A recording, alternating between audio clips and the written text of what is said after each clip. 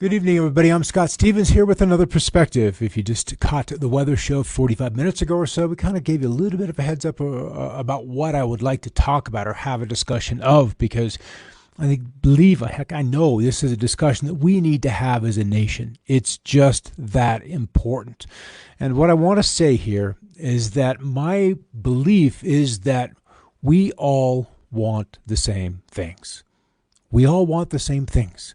We've got folks out there protesting, supporting, rallying different parties, different candidates.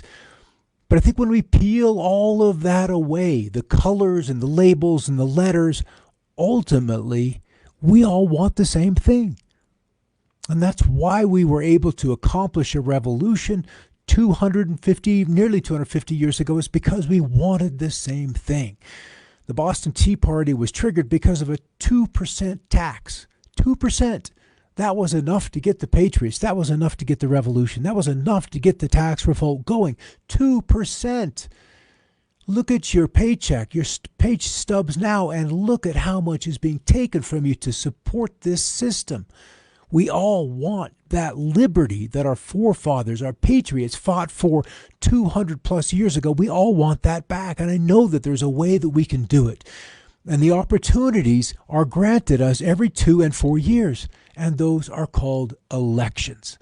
And that's why we have them, so that we can have a national discourse about those subjects, those topics, those issues that are important to us as individuals, as families, as nations, as companies, as human beings. And ultimately, that is what we all are. We are simply human beings having an experience, but we've created this structure, this need to identify with one side or another to the exclusions of friends and families and those we used to associate with, but now we can't because we get triggered or we're too afraid to talk about these subjects. They're so charged. And so this is kind of what I want to broach today, because for me, it's too important. This nation too great. The promise of what our forefathers created is too precious to let go of over silly things. From Alexander the Great, I am not afraid of an army of lions led by sheep. I am afraid of an army of sheep led by a lion. And that's what elections are about.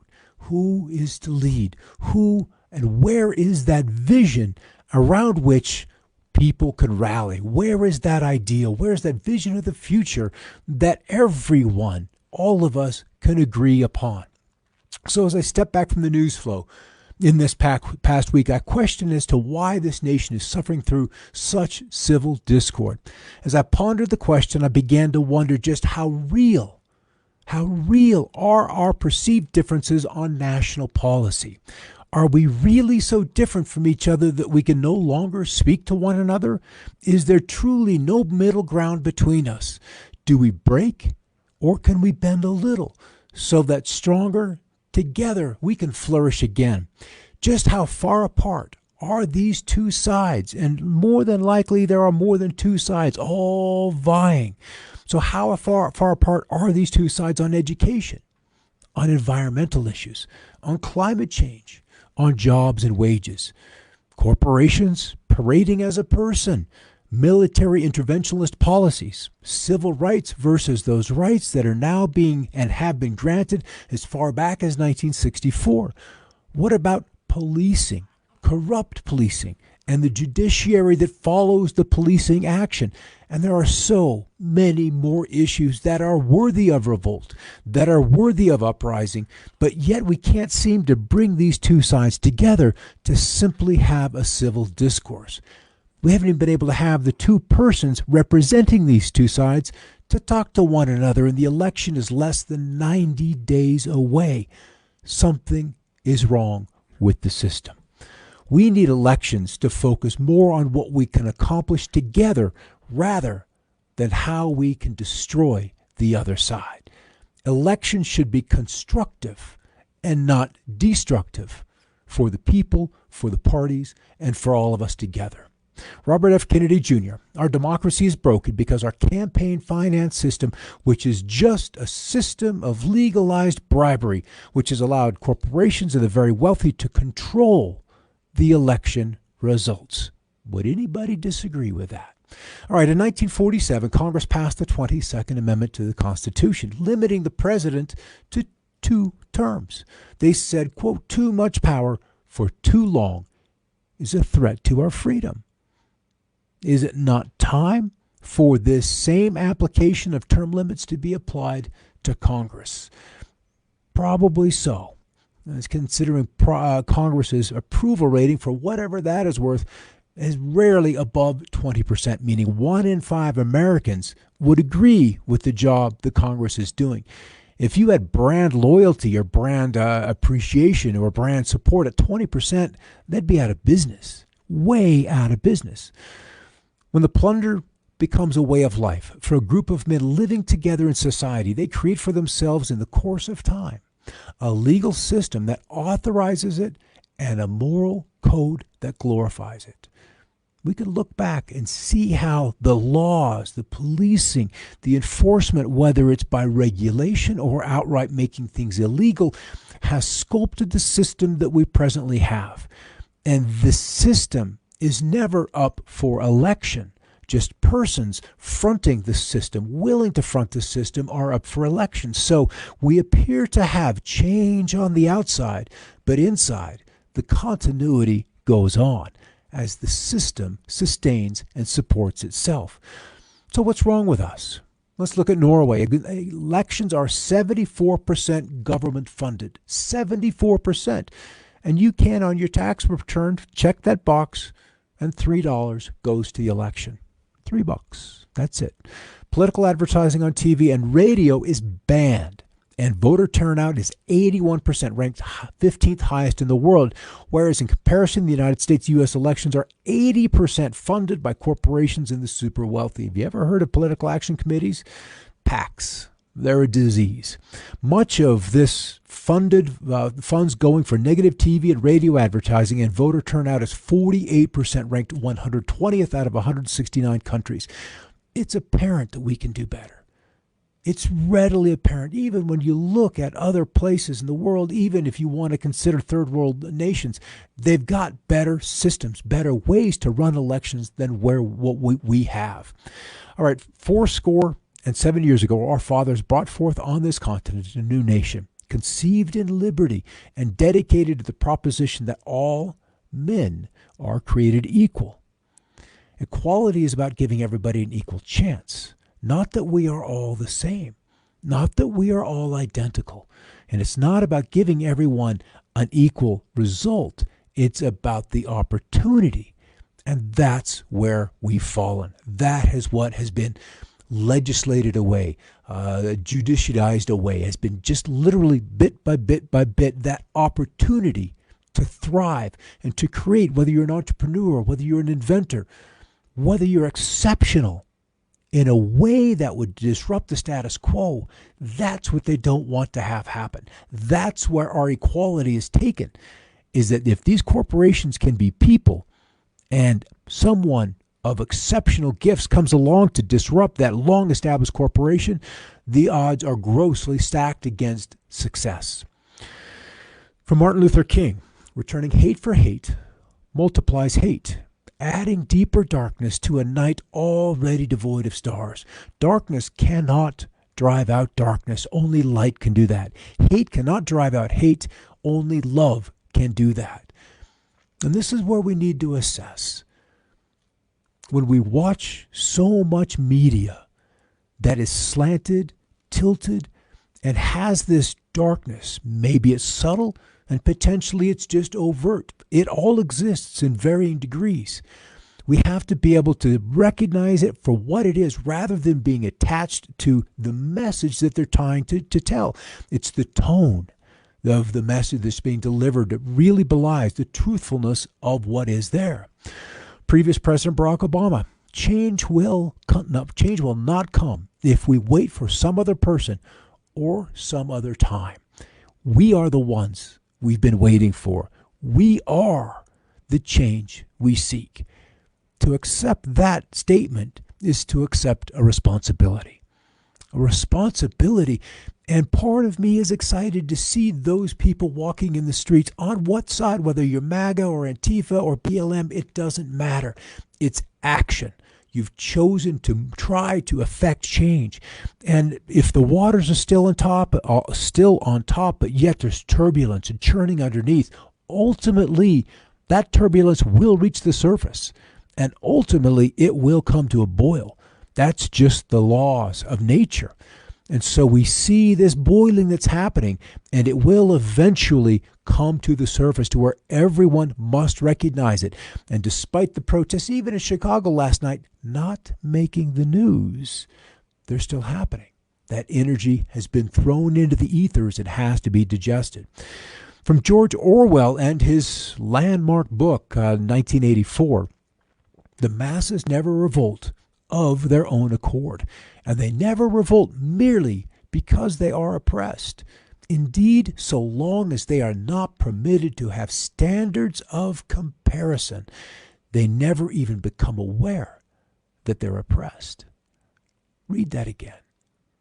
Without an example to compare your current situation to, you would never know to change your situation.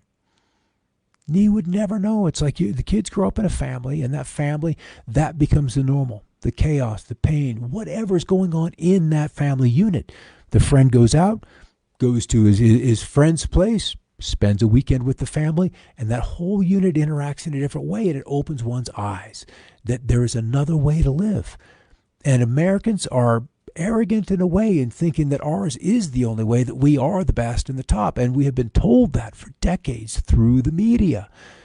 And the media is very selective in what it will let us see other examples of, for us to draw that comparison to decide whether we would like to throw off the shackles or potentially move forward with something else.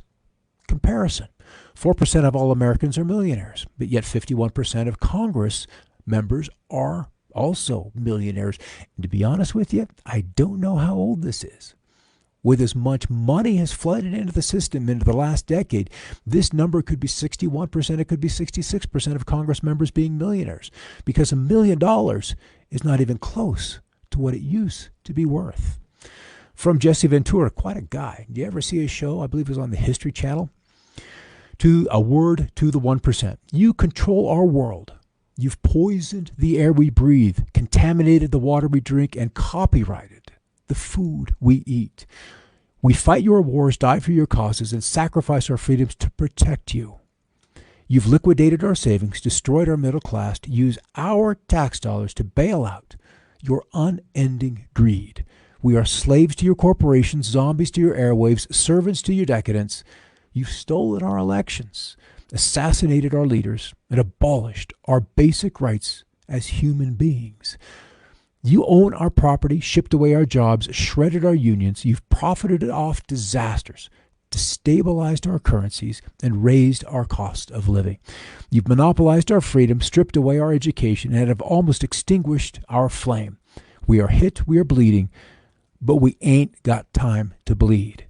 We will bring the giants to their knees, and you will witness our revolution. I don't know how much longer afterwards he kept his job, because the empire has ways of silencing voices. And they'll talk the talk and talk us back from the edge, talk us back from taking action, talk us back from going to the streets, talk us back from talking, from speaking our voice, from exercising our rights. And Chief Joseph Nez-Perce, I'm tired of talk that comes to nothing. It makes my heart sick when I remember all the good words and all the broken promises. There has been too much talking by men who had no right to talk. It does not require many words to speak the truth. And Dwight D. Eisenhower, love him or hate him, he gave us a very succinct warning as he left office about the military-industrial complex, but he also left out one word: the military-industrial congressional complex. Congressional complex. If we could get that changed, if we could impose term limits And it's not like we can do it to them, or maybe we can. Again, it's time for action. If a political party does not have its foundation in the determination to advance a cause that is right and is moral, then it is not a political party. It is merely a conspiracy to seize power.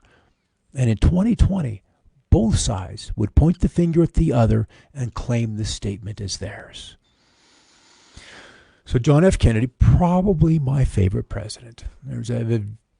I just have a thing for the man. I just do. It had to be what it had to be, but he left us some treasures. Let us not seek the Republican answer or the Democratic answer, but the right answer. The right answer. Let us not seek to fix the blame for the past. Let us accept our own responsibility for the future.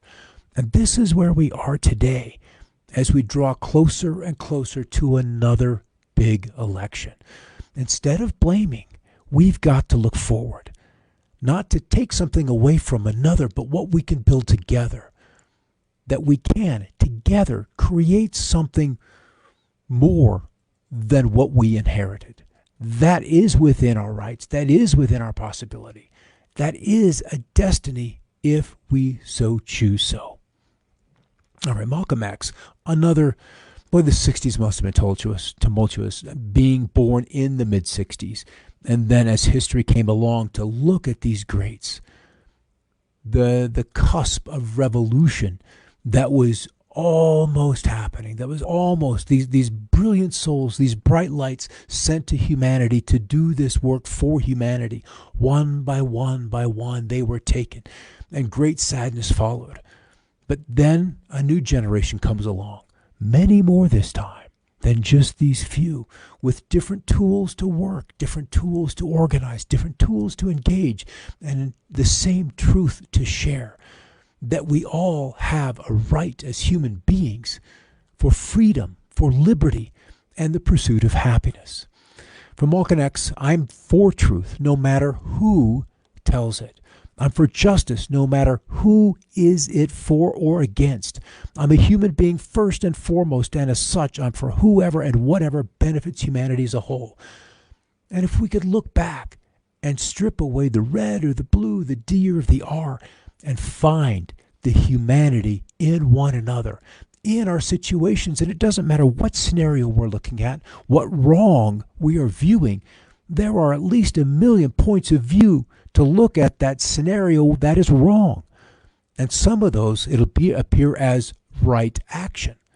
And when we can see this, we can see and include those others as being human beings just like yourself, then we're going to be able to find that common ground upon which we can build a future that we might actually be interested in going into.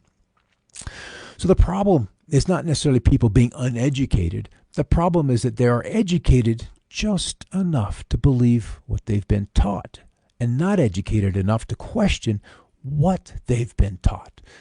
So we're given facts, but we're not given the capacity, the capability to process the information that we've been taught.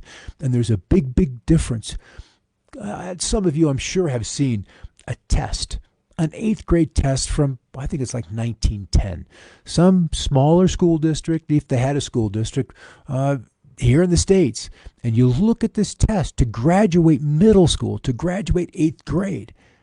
And there's a big part of me that wants to say that half of our college graduates could not pass this 8th grade test.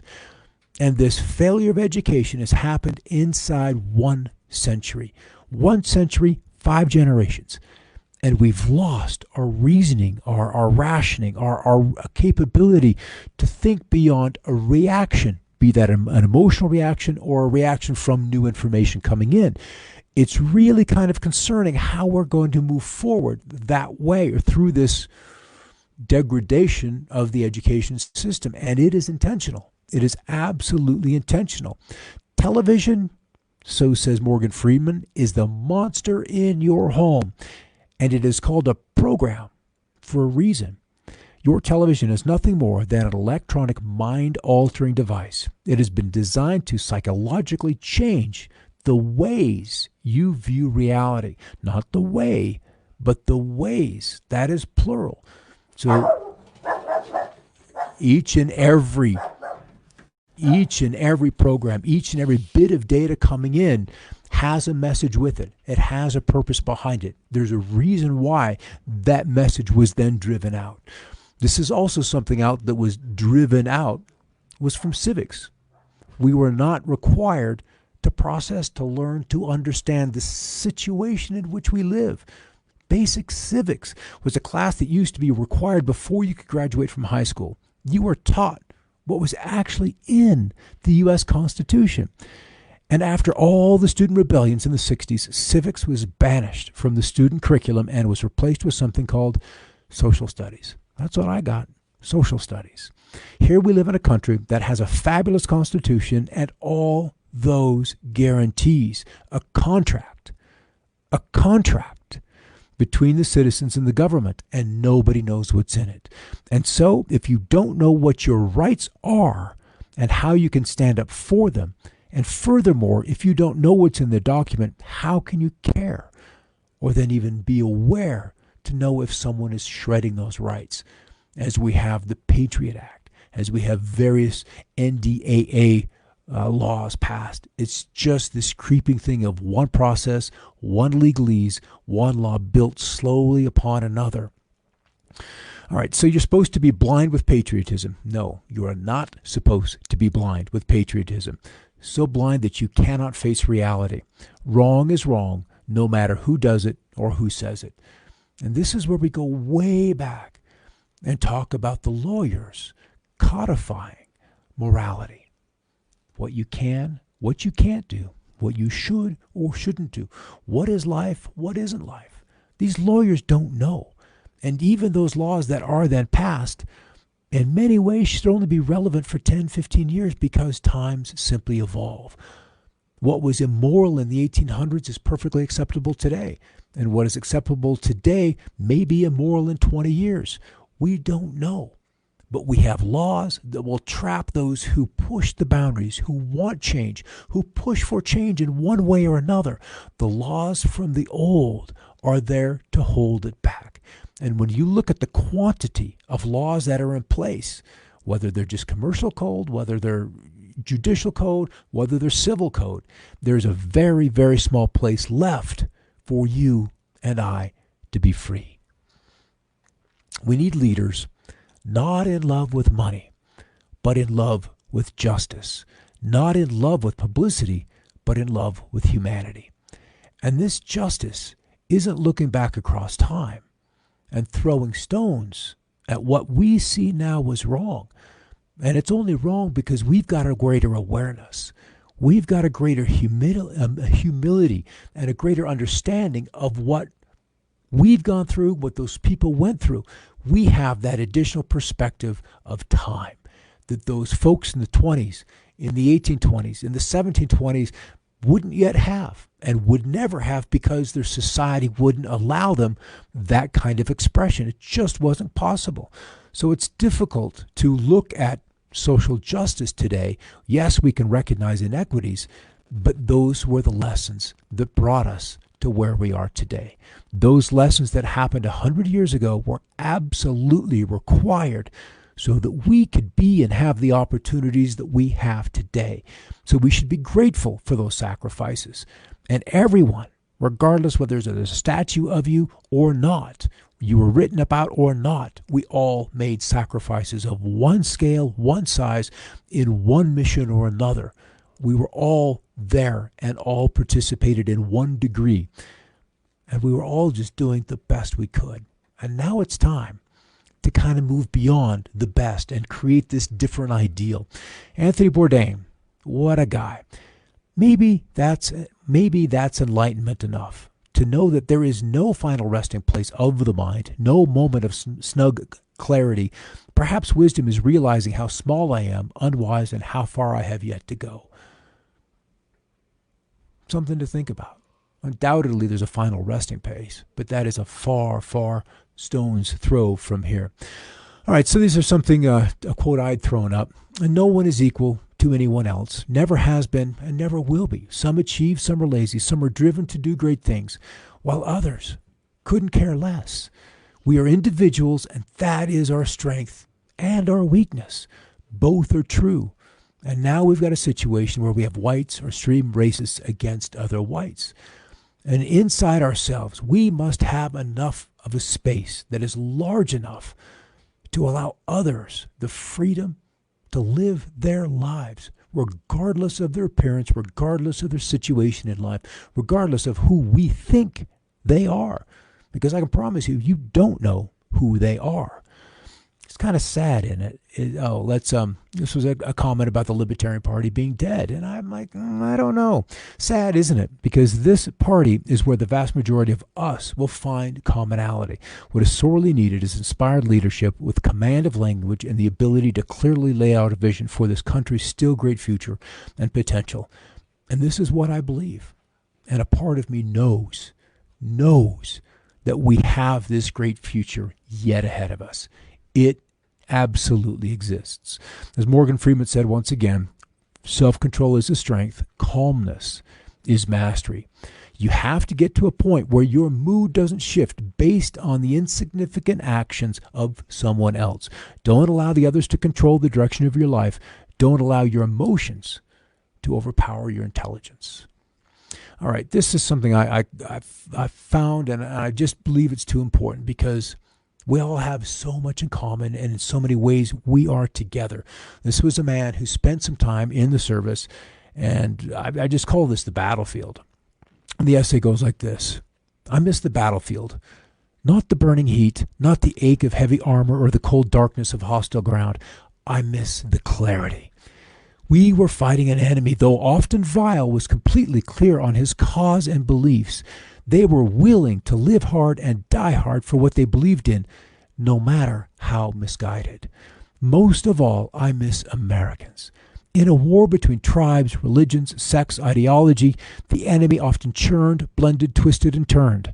But Americans were like rocks, Gibraltars in a storm. In the midst of the chaos, Americans were handholds on the cliff, bridges over the abyss of terrorism and treachery. The battlefield is the great crucible. On our battlefields, the one virtue that mattered was an American would stand fast and have your back. The bond and the lifeline in combat were other Americans. The Americans to your left and to your right had no hyphens. I scanned for NODs and Kevlars, not faces or skin. In a street or alley, on the side of a mountain or sand berm, all I looked for was an American and a shoulder flag. The camouflage and combat literally and figuratively melted everything else together. No face, no religion, no politics, just Americans. There is clarity and a physical purity in that. Today at home in the United States, I miss the battlefield. I'm going to end here. I'm not afraid of an army of lions led by sheep. I'm afraid of an army of sheep led by a lion. Elections should be constructive, not destructive. We've got a lot to learn and a lot of ground to cover before we get to November. And once we're through November, there's an even greater field that we, as Americans, as human beings, as planet Earth, will have to conquer then. Thanks for the comments, everybody. Good to see you in there. Ellen Seidel, I haven't seen you in a long time. Good to see you pop in. All right, thanks for stopping by on Another Perspective. Ellen Seidel, her husband, was actually one of my, I think he was chemistry teacher in high school. Facebook brings people together. Thanks for stopping by, everybody. And the one thing I want to pass along is always keep looking up.